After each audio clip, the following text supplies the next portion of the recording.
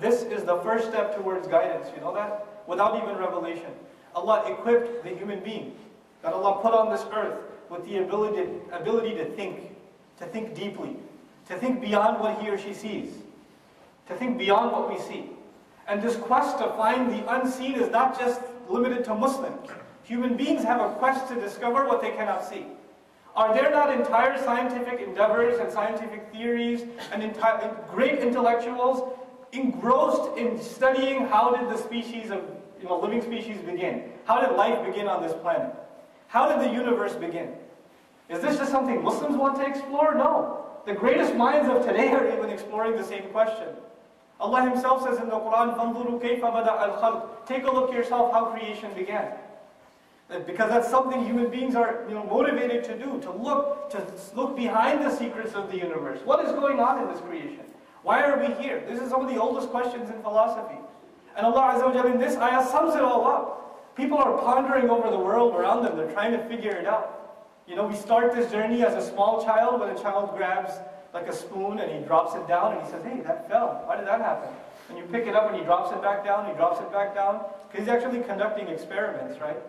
He's learning. The child is learning. And you're actually his test subject, right? Let me see if he does it again. Picks it up and puts it on the table again. Let me try that again. We're experimental, we explore. Allah Azza wa Jalla says, فِي اخْتِلَافِ اللَّيْلِ وَالنَّهَارِ لَآيَاتٍ. There are multiple miraculous signs just in pondering over how creation began. That is the first exploration that will lead you to Allah. That will lead you to say there has to be an ilah. There has to be an ilah. The ayatin, but for what kind of people? And this is the important part. لِأُولِي الْأَلْبَابِ. There are going to be miraculous signs for people who think about the universe, who think about the world around them, who think about the grass coming out of the ground, who think about this stuff. But what kind of people will actually think about this stuff? What kind of people will actually benefit and draw lessons from it? And take steps one by one by one. Allah says, لِأُولِي الْأَلْبَابِ. For people that possess sound intellect. Al-lub, they say in Arabic, is the essence of something.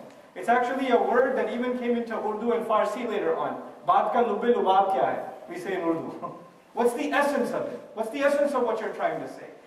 Bil-Arabiyya, al-lub aslu shay. Aslu shay. It's the essence of something, right? Imam Raghib al-Asfahani had a beautiful definition, rahmahullah, in his Mufradat al-Quran for lub. He said, عَقْلٌ صَالِحٌ خَالِصٌ مِنَ الشَّوَائِبِ. لَيْسَ لَهُ عَيْبٌ. A pure mind that doesn't get distracted. That's not filled with vanities. It's not filled with useless information. And from just the word lub, we understand all human beings have the capability of engaging in deep thinking. Human beings are not stupid. They choose to become that way. We are given the power to think in a deep way, all of us. None of us are shallow. We're actually equipped with that ability. That's the word lub itself. For people who engage in deep thought. But the definition, the linguistic definition of this word gives us a hint. It gives us a hint that human beings can engage themselves in thinking about something deep, or they can choose not to be people of lub, and they can engage to think about things that aren't deep, that are shallow. So you can have a child, 14, 15-year-old teenager, extremely intelligent. If you ask them to memorize a page of the Quran, they'll do it in 15 minutes. You'll take 2 days. They'll do it in 15 minutes. Their mind is sharp. But if you sit and talk to them, their head is filled with information about cheat codes, and the next video game release, and the update patch, and how to unlock the iPhone, or that's what they have. Information. There's a lot of information in there. It's a sign of their intelligence. But you know what? A lot of times that information boils down to useless, shallow information. It's not something that leads you to become a deep thinker.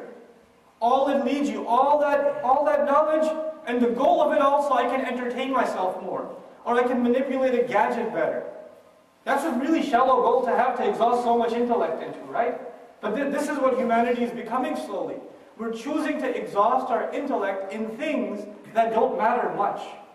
And I'm not saying studying technology is a bad thing, or playing video games is necessarily an evil. But I'm saying we're so engrossed in this stuff now that it is making us incapable of actually thinking about meaningful things.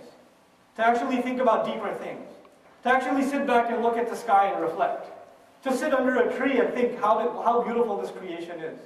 Just to take it all in. We don't have time for that anymore.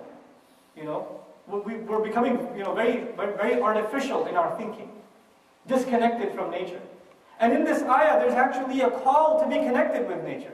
فِي خَلْقِ السَّمَاوَاتِ وَالْأَرْضِ وَاخْتِلَافِ اللَّيْلِ وَالنَّهَارِ لَآيَاتٍ. What's a kid that's sitting there playing an RPG for 8 hours? What's he going to know about the sun went up and the sun went down? What's he going to know? It doesn't matter what time is it already? Oh my God, You won't know. And this is the same with adults. We're so immersed in our screens that we're not actually immersed in this beautiful creation of Allah. We're so amazed by the next gadget that will delude us and entertain us, rather than the incredible things around us that Allah has made.